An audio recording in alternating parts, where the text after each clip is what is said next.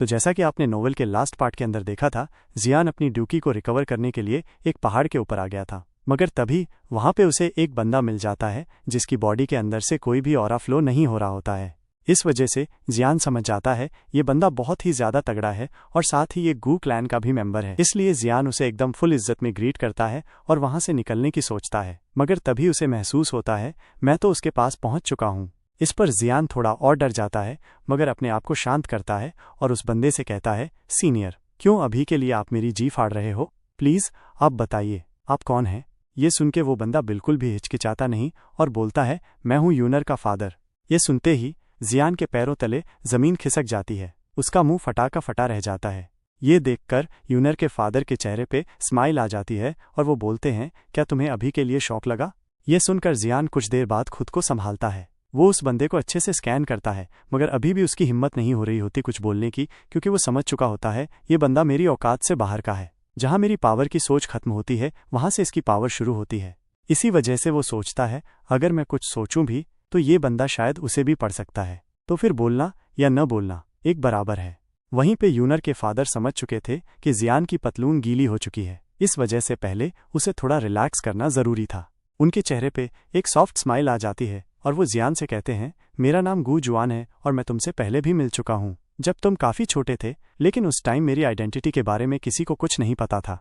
ये सुन के जियान और ज्यादा हैरान हो जाता है और बोलता है, एक खतरनाक पावर से क्या मैं सच में पहले भी मिल चुका हूँ? फिर वो अपना गला साफ करता है और कहता है, सीनियर के सीनियर, क्या आप मुझे अभी बता सकते हो कि आप मुझसे क्या चाहते हो? गू जुआन बिल्कुल भी बात घुमा के नहीं बोलते, वो कहते हैं, ये रिलेटेड है तुम्हारे और यूनर के रिलेशन से। ये सुन के जियान के तोते उड़ जाते हैं। वो कहता है, क्लैन हेड, क्या आप नहीं चाहते कि मैं यूनर के साथ रहूं?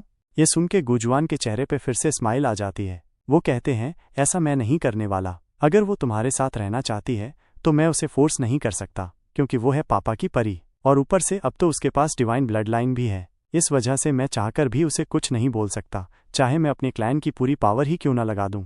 वहीं तुम्हारी स्ट्रेंथ की बात करें तो अभी के लिए तुम गू क्लेन की यंग जनरेशन के बराबर के नहीं हो, लेकिन तुम्हारी स्ट्रेंथ उनसे बिल्कुल भी कम नहीं है।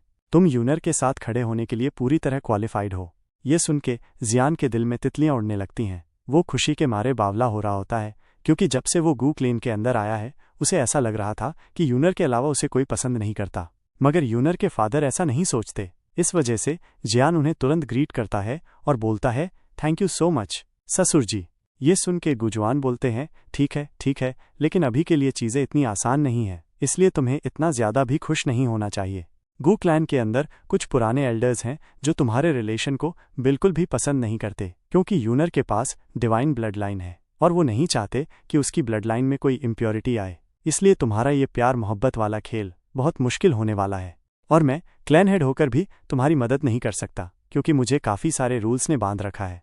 एक क्लैन हेड के लिए सबसे ज्यादा जरूरी होता है उसका क्लैन। ये सुन के जियान सिर्फ करता है, क्योंकि वो बात को अच्छे से समझता है। गुजुआन फिर भी कहते हैं, लेकिन मैं यूनर का फादर भी हूँ, इसलिए अगर वो किसी चीज को पसंद करती है तो फिर मैं भी उसे पसंद करूंगा, मैं उसे डिनाई नहीं कर सकता।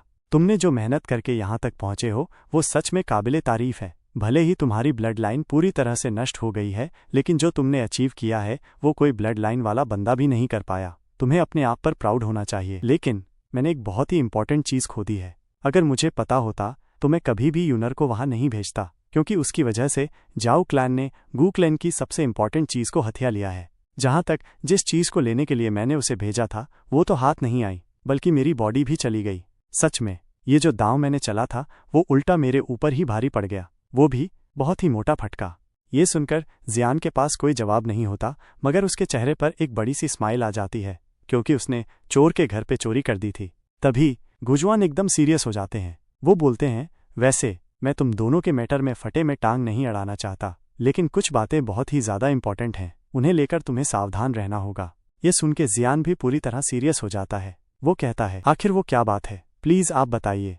अब जो गुजवान होते हैं वो शर्म से थोड़ा पानी पानी हो जाते हैं, क्योंकि बात ही कुछ ऐसी होती है।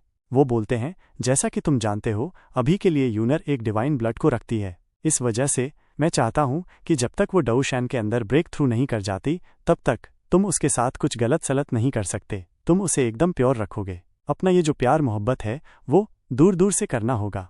ये सुन के जियान शर्म से पानी पानी हो जाता है। वो कहता है, ससुर जी क्या बोल रहे हो आप, थोड़ी तो शर्म कर लो। क्या मैं आपको इतना बड़ा ठरकी लगता हूँ कि मैं अपनी भावनाओं को कंट्रोल नहीं कर पाऊंगा।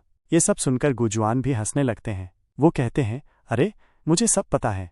आजकल की यंग जनरेशन बहुत ही हवाबाज हो चुकी है। जब मौका मिलता है तब चौका मार ही देते हो। और वैसे भी तुम लोग बहुत ही लंबे टाइम से नहीं मिले हो, इस वजह से कहीं भावना में मत बह जाना। ये सुनकर जियान के गाल लाल टमाटर बन जाते हैं। गुजुआ फिर थोड़े सीरियस हो जाते हैं। वो बोलते हैं, देखो बेटे, अभी के लिए यूनर की जो ब्लड लाइन है वो काफ़ी ज़्यादा अनस्टेबल है और तुम भी गू क्लेन से नहीं हो। इस वजह से अगर कुछ गड़बड़ हुई तो उसकी ब्लड लाइन पूरी तरह से डिस्ट्रॉय हो सकती है। और अगर ऐसा हो गया तो गू क्लेन के जो एल्डर्स हैं वो आग बबूला हो जाएंगे और वो ना देखेंगे आओ ना ताओ, वो टूट पड़ेंगे सीधे तुम पर। और ये चीज़ कितनी ज़्यादा खतरनाक हो सकती है तुम्हें इसका अंदाज़ा भी नहीं है। ये सुनकर जियान सिर हिला देता है और अपने मन में सोचता है, दुनिया का सबसे पावरफुल बंदा मुझसे ये अश्लील बातें करने के लिए आया है। सच में ये तो बड़ा ही अश्लील आदमी है यार, कैसी कैसी बातें कर रहा है। तभी गुजवान दोबारा पूरी तरह सीरियस हो जाते हैं। वो कहते हैं, लेकिन अभी के लिए मेरा तुमसे मिलने का जो मेन रीज़न है वो यूनर को लेकर नहीं है, बल्कि वो है 2C एम्परर जेट के पीस को लेकर। ये सुनकर जियान एकदम सीरियस हो जाता है, क्योंकि अब उसे भी समझ आ चुका होता है कि उसके क्लैन के अंदर सबसे इंपॉर्टेंट चीज़ क्या है। 2C एम्परर जेट का पीस, जिसके बारे में बहुत ही कम लोगों को पता है। यहाँ तक कि होल्फ सोल ने उसके फादर को कैद सिर्फ इसलिए किया था ताकि वो 2C एम्परर जेट का पीस हासिल कर सके। गुजवान बताते हैं, जो 2C एम्परर था वही था इस ड्यूकी कॉन्टिनेंट का लास्ट गॉड। उसके बाद इस मिस्टीरियस लेवल पर कोई नहीं पहुंचा।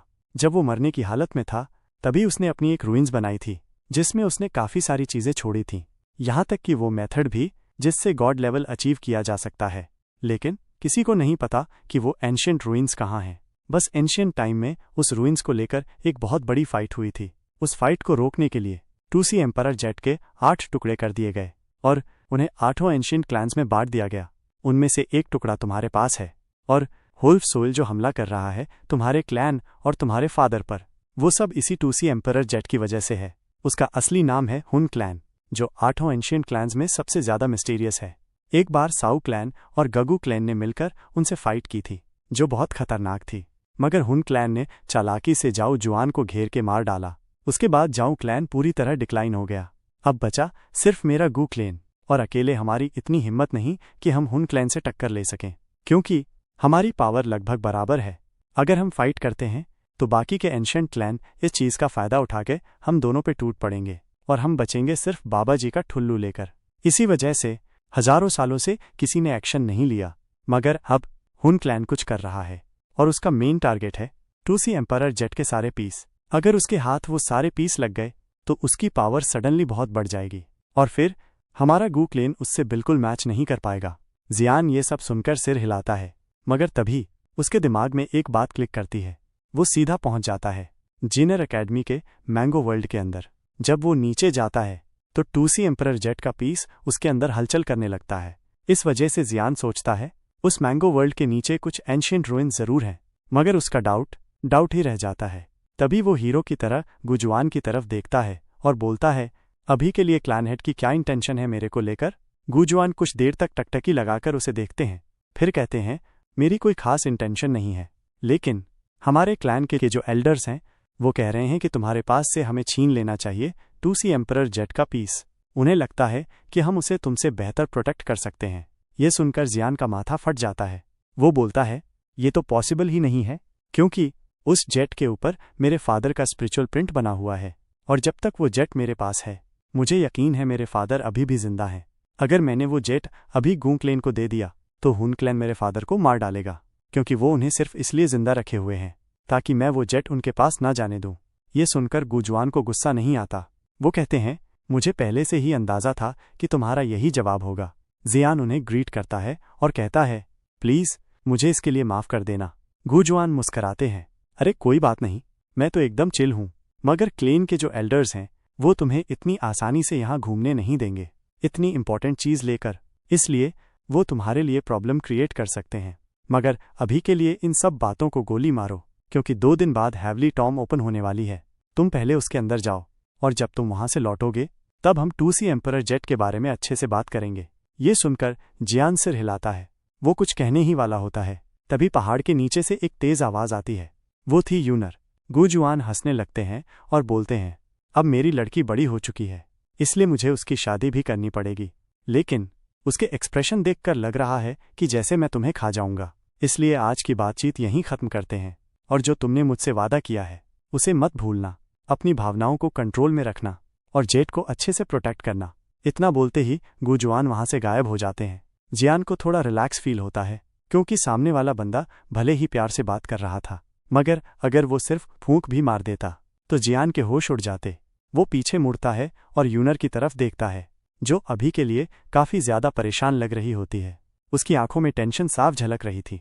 वो बिजली की तरह माउंटेन टॉप पर आती है और पूछती है, तो काका, आप ठीक तो हो ना? जियान मुस्कराता है और कहता है, अभी के लिए मैं जिससे मिला वो थे तुम्हारे फादर गुजुआन, क्लैन हेड। यूनर और भी ज्यादा सीरियस हो जाती है। वो कहती है, मुझे लग गया था, गु क्लैन के एल्डर्स तो तुम्हें परेशान कर ही रहे थे, अब मेरे फादर भी टपक पड़े, इनसे भी कंट्रोल नहीं हुआ।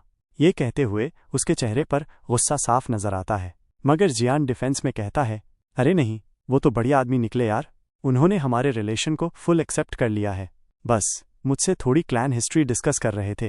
ये सुनकर यूनर एकदम शॉक हो जाती है। क्या सच्ची वो मान गए हमारे रिलेशन को लेकर?